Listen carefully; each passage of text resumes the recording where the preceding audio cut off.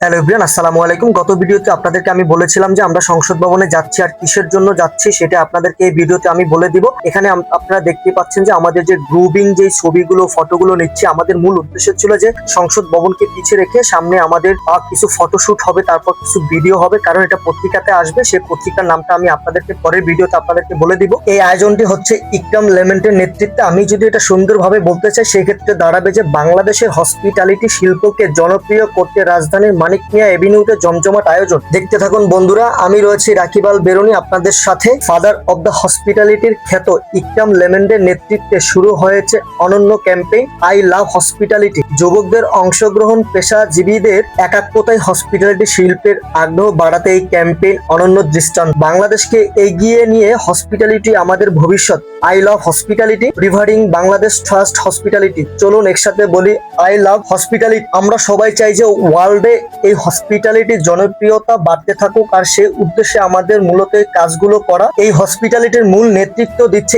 ইকরাম লেমেন্ট। আমি চাই আপনারা সবাই এই ভিডিওটা বেশি বেশি করে শেয়ার করে দিবেন, যাতে অন্যরা সবাই দেখতে পারে, বিষয়টা বুঝতে পারে ভালোভাবে যে আমাদের মূল উদ্দেশ্য হচ্ছে হসপিটালিটিকে নিয়ে আমাদের কাজ করা। আপনার একটি শেয়ারে হয়তো বা হাজারো মানুষ এই ভিডিওটা দেখতে পারবে, আর আমি আশা করি আপনারা এই ভিডিওটা বেশি বেশি করে শেয়ার করে দিবেন, অন্যকে দেখার সুযোগ করে দিবেন। আজকের ভিডিওটা এ পর্যন্তই। ভালো লাগলে লাইক, কমেন্ট, শেয়ার। দেখা হবে নেক্সট কোনো ভিডিওতে। আল্লাহ হাফেজ।